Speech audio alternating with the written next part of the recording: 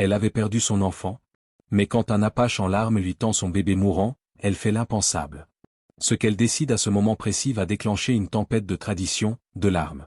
Le vent soufflait doucement à travers les planches brisées de la vieille gare. Le bâtiment semblait abandonné depuis des années. Les fenêtres étaient cassées, le bois sec et gris. Seule sur un banc de bois, une femme restait immobile. Son nom était Catherine. Ses bras tenaient un petit drap vide, là où, autrefois, son bébé dormait. Son regard était vide, comme si plus rien ne pouvait la toucher. 3 jours plus tôt, elle avait perdu son enfant. Son cœur était brisé, mais son corps ne le savait pas encore. Il gardait du lait, prêt à nourrir une vie qui n'existait plus. Tout était silencieux, sauf le sifflement du vent. Soudain, des pas se firent entendre. Catherine leva la tête. Une silhouette approchait lentement, marchant avec peine sous le soleil brûlant. C'était un Apache. Grand, fatigué, ses vêtements étaient usés par la poussière. Dans ses bras, il portait un petit bébé, enroulé dans une couverture fine. Le bébé ne pleurait presque pas. Ses sons étaient faibles, comme un souffle qui s'éteint. L'Apache s'agenouilla devant Catherine, ses yeux pleins d'espoir, mais aussi de douleur. « S'il vous plaît, dit-il d'une voix brisée. Mon fils, il meurt de faim. » Catherine regarda l'enfant, puis baissa les yeux vers ses propres bras vides. Son cœur se serra. Son corps ressentit quelque chose qu'elle pensait avoir perdu. Une chaleur. Une urgence. Une chance de donner à nouveau. « Quel est votre nom » demanda-t-elle doucement. « Corbeau blanc » répondit-il. Elle hocha la tête. « Donnez-le-moi. » L'Apache posa l'enfant dans les bras de Catherine. Il était brûlant de fièvre, trop léger, trop fragile. Sans attendre, elle ouvrit doucement sa blouse. Corbeau blanc détourna le regard avec respect. Le bébé s'accrocha aussitôt. Ses mains tremblaient, mais il buvait avec force. Catherine sentit son corps se détendre. La douleur qu'elle portait depuis des jours s'apaisait peu à peu. Mais surtout, ses bras n'étaient plus vides. L'Apache regarda son fils, les larmes aux yeux. « Vous l'avez sauvé » murmura-t-il. Catherine répondit d'une voix douce. « Peut-être que nous nous sommes sauvés tous les deux. » Le silence de la gare abandonnée fut remplacé par un souffle de vie. Dans les bras de Catherine, le bébé tétait avec force, comme s'il savait que chaque goutte comptait. Le petit corps fragile reprenait des couleurs. Sa respiration devenait plus régulière. Corbeau blanc restait à genoux, les mains serrées, les yeux fixés sur son fils. Des larmes coulaient lentement sur ses joues sales. Il n'avait plus rien à offrir à son enfant, sauf cet espoir. Et cet espoir, c'était Catherine. Elle gardait le bébé contre sa poitrine, le berçant doucement. Elle ne pensait pas. Elle ressentait. Depuis la mort de son propre fils, son cœur n'avait été qu'un vide. Mais ce vide se remplissait, goutte après goutte, avec la chaleur d'un enfant qui vivait. Le bébé s'endormit, repu, une main posée sur le tissu de la robe de Catherine. Elle baissa les yeux vers lui, le regard tendre. « Il est si petit, si fort malgré tout. » Corbeau blanc parla enfin, d'une voix rauque. « Il s'appelle Petit Aigle. Sa mère est morte en lui donnant la vie. Elle m'a supplié de le garder en vie. J'ai essayé tout, mais rien ne marchait. » Catherine serra le bébé un peu plus contre elle. « Je comprends, » murmura-t-elle. « Moi aussi, j'ai perdu un enfant. » Le regard de Corbeau blanc se leva vers elle. Dans leurs yeux, il n'y avait plus de différence. Pas de race, pas de langue, pas de tradition. Seulement 2 parents blessés, liés par la douleur et la volonté de sauver un enfant. « Votre peuple acceptera-t-il cela » demanda-t-elle. Il secoua la tête. « Chez nous, un enfant ne doit pas boire le lait d'une femme étrangère. C'est vu comme une impureté. S'il découvre... » Il s'arrêta, mais Catherine comprit. Elle leva les yeux vers l'horizon brûlant. Le danger viendrait peut-être vite. Mais pour l'instant, tout ce qui comptait, c'était ce petit cœur battant contre sa poitrine. « Il est vivant. C'est tout ce qui m'importe, » dit-elle. Et dans ce moment de silence partagé, un lien invisible se forma. Un lien plus fort que les traditions, plus fort que la peur. Un lien sacré, celui d'une mère et d'un enfant, même s'ils ne partageaient pas le même sang. Le bébé dormait paisiblement dans les bras de Catherine, repu et chaud. Le silence était revenu autour de la vieille gare. Corbeau blanc restait près d'elle, le regard toujours inquiet. Il semblait sentir un danger que Catherine ne voyait pas encore. Soudain, il se leva d'un bond. Il tendit l'oreille, les yeux fixés vers l'horizon. Catherine se figea. Puis elle l'entendit aussi, le galop de chevaux. Rapide, lourd, déterminé. « Ils arrivent » dit Corbeau blanc, la voix tendue. « Ce sont des guerriers de mon peuple. Ils me suivent depuis des jours. » Il se plaça devant Catherine et l'enfant, les bras tendus comme un bouclier. Catherine serra Petit Aigle contre elle, son cœur battant plus vite. 4 cavaliers surgirent du lointain. Des Apaches. Leurs visages étaient peints de symboles de guerre. leurs chevaux couverts de poussière. Ils s'arrêtèrent à quelques mètres, formant un demi-cercle autour d'eux. L'un d'eux, plus âgé, s'avança légèrement. Son regard était dur. Sa voix résonna dans l'air sec, « Corbeau blanc, tu as trahi notre sang.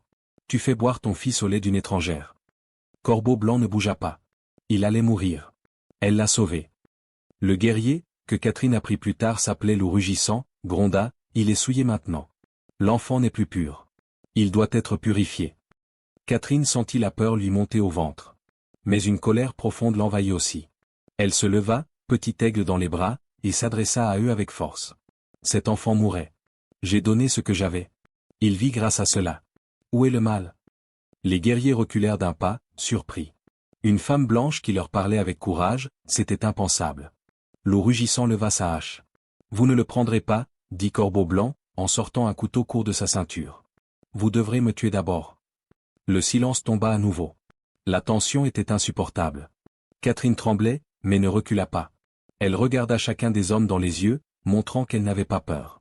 Puis elle parla doucement, il y a peut-être une autre voie. Si vous ne pouvez pas l'accepter, alors bannissez-nous. Mais laissez-le vivre. Le silence fut brisé par la voix grave d'un vieil apache aux cheveux gris, descendu de son cheval sans bruit. Son regard était ancien, plein d'histoires oubliées. Il leva la main, et tous les guerriers se turent. Il existe une voie, dit-il. Un endroit sacré que les anciens respectent encore, le canyon du jugement. Si vous le traversez avant le coucher du soleil, les esprits décideront de votre sort. Catherine ne comprenait pas tous les mots, mais elle vit le visage de Corbeau blanc se durcir. Il savait ce que cela signifiait. Ce chemin était dangereux, mais c'était leur seule chance. Nous acceptons, dit-il avec fermeté. Loup rugissant fit claquer la langue de son cheval, mécontent. Mais le vieil homme lui lança un regard calme. Les esprits parlent à ceux qui écoutent. Laissons-les juger. Ils partirent sans attendre. Catherine monta derrière Corbeau blanc, petit aigle contre sa poitrine. Les 4 guerriers les entouraient, comme des ombres silencieuses. Le soleil brûlait haut dans le ciel, mais déjà il commençait à descendre. Le canyon apparut après plusieurs heures. 2 falaises rouges s'élevaient comme des géants de pierre. Des symboles anciens étaient gravés dans la roche. L'air y était lourd, presque sacré. Le vieil homme s'arrêta à l'entrée. Il parla d'une voix lente, « Marchez. Si vous atteignez l'autre côté avant que le soleil ne touche la paroi ouest, vous serez libre. Sinon... » Il ne termina pas sa phrase, mais tous comprirent. Catherine et Corbeau blanc avancèrent. Les falaises semblaient se refermer autour d'eux. Le vent soufflait entre les pierres comme un murmure d'esprit. Petit aigle dormait. Mais Catherine sentait son poids, son souffle, sa chaleur. Elle marchait pour lui, pour sa vie, pour leur avenir. À mi-chemin, une clarté apparut entre les rochers. Le soleil baissait rapidement. Il leur restait peu de temps. Corbeau blanc prit la main de Catherine. « Courage. Nous y sommes presque. » Ils avancèrent, un pas après l'autre, leurs ombres longues sur le sol de pierre. Aucun bruit ne venait derrière eux. Mais Catherine savait que les autres observaient. À la sortie du canyon, la lumière était dorée. Le soleil touchait presque l'horizon.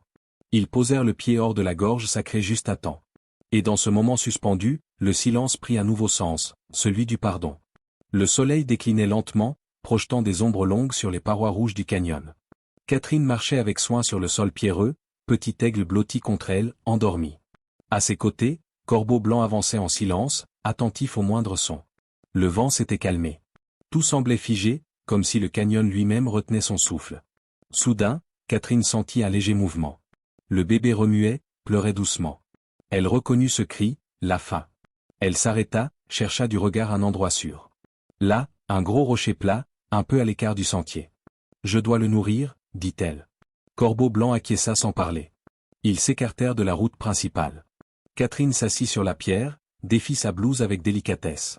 Petit aigle chercha aussitôt le sein, s'accrocha, et ses pleurs s'apaisèrent.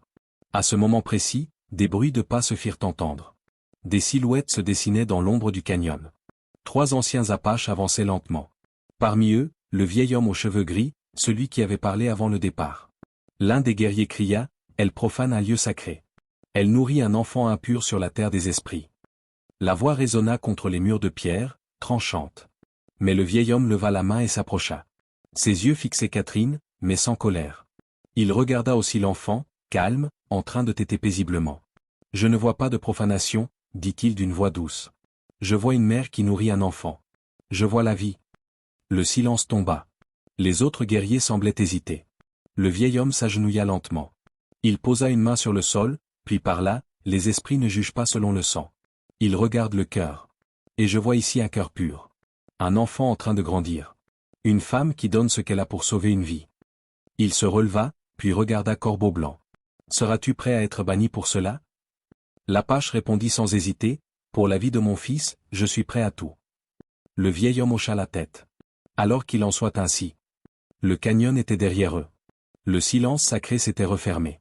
Mais Catherine et Corbeau Blanc savaient que leur vie venait de changer à jamais. Le vieil ancien leur avait parlé avec calme. Vous avez traversé le jugement. Les esprits vous ont vu. Mais vous ne pouvez plus rester parmi nous. L'exil. Un mot lourd. Mais pour eux, c'était une porte vers la liberté. Corbeau Blanc plaça doucement Petit Aigle dans une écharpe contre sa poitrine, puis il tendit la main vers Catherine. Elle la prit sans hésiter. Ensemble, ils montèrent sur le cheval et partirent vers l'ouest. Vers l'inconnu. Pendant plusieurs jours, ils suivirent de vieux sentiers oubliés. Le paysage changeait lentement. Les forêts devenaient plus épaisses, les collines plus hautes. Ils passaient loin des villages, évitant toute rencontre. Le silence de la nature les entourait, brisé seulement par les cris d'oiseaux ou les rires discrets du bébé. Petit Aigle se portait mieux. Il ouvrait de grands yeux curieux, observant le monde avec innocence. Catherine sentait en lui une force nouvelle. Et à chaque fois qu'il avait faim, elle le nourrissait sans attendre. Son corps, autrefois plein de tristesse, était devenu une source de vie. La nuit, il dormait sous les étoiles. Corbeau Blanc allumait un petit feu, et Catherine chantait des berceuses qu'elle croyait oublier. Lentement, ils formaient une famille. Pas celle du sang, mais celle du choix. Un matin, alors qu'il suivait un sentier longeant une rivière, Corbeau Blanc s'arrêta. Je connais cette région. Quand j'étais enfant, on m'a parlé d'une vallée cachée. Un endroit où vivent ceux que personne ne veut. Catherine leva les yeux vers lui. Et si on y allait? Il hocha la tête. C'est peut-être notre maison. Ils reprirent la route, guidés par l'espoir. Chaque pas les éloignait des lois anciennes, des regards pleins de jugement. Et chaque pas les rapprochait d'un lieu où l'amour pouvait exister sans règles, sans frontières. Leur exil n'était plus une punition. C'était une promesse. Après plusieurs jours de marche, de silence et de fatigue, Catherine et Corbeau Blanc atteignirent le sommet d'une colline. En contrebas, une vallée s'ouvrait comme un secret gardé par la terre elle-même. De la fumée montait entre les arbres. Pas la fumée d'un feu de camp, mais celle d'un village vivant. Des toits de bois, des tipis, des cabanes. Une rivière brillante traversait le paysage. Des rires d'enfants flottaient dans l'air. C'est ici, dit Corbeau Blanc. On l'appelle Kitama. Le village des oubliés. Catherine sentit une émotion nouvelle monter en elle. De l'espoir. Peut-être, enfin, un lieu pour poser les valises de son cœur. Ils descendirent lentement vers le village. Des regards se tournèrent vers eux. Des femmes, des enfants, des vieillards. Des visages de toutes origines, Apaches, Cherokees, Cheyennes, et même quelques visages blancs. Une vieille femme s'approcha. Elle avait les cheveux longs, mêlés de fils gris, et les yeux doux. Elle les observa sans peur. « Vous venez de loin » dit-elle doucement. Catherine répondit avec sincérité. « Nous cherchons un endroit où personne ne juge. » La vieille femme regarda Petit Aigle dans les bras de Catherine. « Montre-moi l'enfant. » Catherine le découvrit lentement. Le bébé avait les joues rondes, les yeux brillants. Il sourit. La vieille femme hocha la tête. « Il est fort. Et ce n'est pas ton fils de naissance, n'est-ce pas ?» Catherine sentit son cœur se serrer. « Non. Mais je l'ai nourri quand il en avait besoin. J'ai perdu mon enfant. Lui, il m'a redonné la vie. » La femme posa une main sur l'épaule de Catherine. « Ici, on appelle cela un don sacré. Tu as donné la vie, et c'est tout ce qui compte. » Elle se tourna vers le village. « Écoutez tous. Voici Minitari, la flamme mère. Elle et sa famille sont les bienvenus. » Des sourires apparurent. Des mères s'approchèrent. Des enfants tendirent la main vers Petit Aigle. Catherine sentit ses jambes faiblir, mais son cœur se remplir. Elle avait enfin trouvé sa place. Un endroit où les cœurs blessés pouvaient guérir ensemble. Les jours passaient à Kitama comme une rivière tranquille. Catherine s'adaptait vite à la vie simple du village. Elle aidait à cuisiner, à laver, à ramasser du bois. Mais surtout, elle allaitait. La nouvelle s'était répandue rapidement. Une femme blanche, venue de loin, avait du lait, du courage et un cœur immense. Les mères du village commencèrent à venir vers elle, les bras pleins de bébés trop faibles, trop maigres, ou malades. Catherine ne disait jamais non. Si un enfant avait faim, elle le prenait doucement, le berçait, l'apaisait. Son corps semblait répondre à chaque besoin. Le lait ne manquait jamais. Les anciens disaient que c'était un don des esprits. Les femmes, elles, disait que c'était le cœur de Catherine qui nourrissait plus encore que son corps. Un soir, alors qu'elle berçait 2 bébés endormis contre elle, une femme s'approcha, souriante. « Tu es comme une flamme, dit-elle doucement. Une flamme qui réchauffe tous nos enfants. » Le mot se répandit dans le village. On l'appela Minitari, ce qui signifiait la flamme maternelle dans une vieille langue oubliée. Minitari ne refusa jamais ce nom. Elle l'accepta avec modestie. Ce n'était pas de la gloire qu'elle cherchait, mais un sens. Et elle l'avait trouvé. Petit Aigle, toujours collé à elle, semblait comprendre. Il partageait sa mère avec les autres enfants, sans jalousie. Il grandissait entouré d'amour, habitué à voir sa mère nourrir des vies avec tendresse. Corbeau Blanc, lui, avait construit une petite cabane en bois près de la rivière. Il travaillait avec les autres hommes du village, mais chaque soir, il revenait vers Catherine et Petit Aigle, les bras ouverts, le regard fier. Les enfants qu'elle avait nourris reprenaient des forces. Certains apprenaient à marcher. D'autres riaient pour la première fois. Et tous savaient revenir vers elle quand la faim ou les larmes revenaient. Catherine, maintenant Minitari, ne se sentait plus vide. Chaque bébé sauvé, chaque sourire reçu, remplissait un peu plus ce vide laissé par son propre enfant. Elle n'était plus une étrangère. Elle était devenue une mère. Le temps passait doucement à Kitama. Les saisons se suivaient, les enfants grandissaient, et les souvenirs de douleur laissaient place à une paix nouvelle. Catherine vivait désormais dans une petite maison en bois, construite par Corbeau Blanc près de la rivière. Chaque matin, le soleil entrait par la fenêtre et réchauffait les planches du sol. Elle se réveillait avec le rire de Petit Aigle, qui courait déjà dehors avec d'autres enfants. Le garçon avait grandi. Il était vif, curieux, courageux. Ses cheveux noirs brillaient au soleil, et ses yeux avaient cette lumière que Catherine n'avait vue que chez un enfant aimé. Il portait la sagesse de son père et la tendresse de sa mère de cœur. Corbeau Blanc passait ses journées à transmettre son savoir aux jeunes garçons du village. Il leur apprenait à suivre les traces d'animaux, à pêcher, à écouter la forêt. Mais chaque soir, il revenait vers Catherine, les bras ouverts. Il partageait les repas, les histoires, et les regards silencieux pleins de respect et d'amour. Il ne parlait pas souvent du passé. Il n'était plus nécessaire. Ce qui comptait, c'était ce qu'ils avaient construit ensemble, un foyer. Pas seulement pour eux, mais pour ceux qui cherchaient un refuge, un sourire, une main tendue. Petit Aigle savait qu'il avait 2 origines. Il ne posait pas encore de grandes questions, mais il voyait les différences. Pourtant, il n'en souffrait pas. Il savait qu'il était né d'une promesse, et qu'il grandissait dans un amour choisi. Un soir, alors qu'ils étaient assis tous les 3 près du feu, Petit Aigle regarda Catherine et demanda « Est-ce que je suis vraiment ton fils ?» Catherine sourit doucement, le regardant avec tendresse. « Tu es mon fils parce que je t'ai choisi. Parce que je t'ai tenu dans mes bras quand tu étais faible. Parce que je t'ai nourri avec mon corps et aimé avec tout mon cœur. » Petit Aigle hocha la tête, comme s'il comprenait. Puis il posa sa tête sur son épaule. « Alors je suis fier d'être ton fils. » Les années avaient passé. Kitama était devenu un village vivant, fort, respecté. Des enfants couraient partout, des champs montaient le soir, et la rivière coulait toujours paisiblement à travers les cabanes. Petit Aigle avait maintenant 8 ans. Il était grand pour son âge, agile, intelligent. Tout le monde l'aimait. Il écoutait les anciens avec respect, aidait les plus jeunes, et suivait Corbeau Blanc pour apprendre les gestes du chasseur. Mais un matin, après avoir vu une autre mère serrer son enfant dans ses bras, Petit Aigle s'approcha de Catherine. Il semblait calme, mais son regard était profond. « Maman, est-ce que je suis né de toi ?» demanda-t-il. Catherine ne fut pas surprise. Elle savait que ce moment viendrait. Elle s'agenouilla devant lui, prit ses mains dans les siennes, et répondit doucement. « Tu n'es pas né de mon ventre. Une autre femme, courageuse et forte, t'a donné la vie. Mais elle est partie trop tôt. Moi, j'étais là quand tu avais besoin d'amour. J'étais là quand tu avais faim. » Petit Aigle fronça les sourcils. « Alors, je suis vraiment ton fils ?» Catherine sourit. Elle posa la main sur son cœur. « Tu es mon fils ici. Dans mon cœur. Depuis le jour où je t'ai nourri pour la première fois, tu es devenu mon enfant. Et je suis devenue ta mère. » Petit Aigle réfléchit un instant, puis dit, « Alors, tu es ma mère de lait ?» Elle secoua la tête avec tendresse. « Je suis ta mère pour toujours. Pas seulement pour le lait. Pour les jours où tu étais malade, pour les nuits où tu avais peur, pour les rires, pour les larmes. » Il s'approcha et l'enlaça fort. « Alors je suis chanceux. J'ai eu 2 mamans. » Catherine sentit ses yeux se remplir de larmes. « Oui, et tu portes l'amour des 2 en toi. » Ce jour-là, alors que le soleil se couchait sur Kitama, Catherine regarda Petit Aigle jouer avec les autres enfants. Elle savait que son histoire était plus qu'un destin. C'était un choix.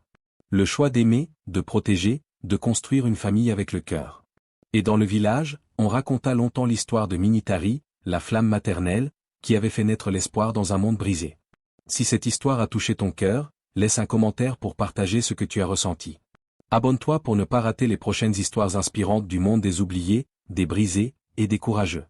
Active la cloche pour recevoir chaque nouvelle vidéo où l'amour dépasse les règles et où les liens du cœur sont plus forts que le sang.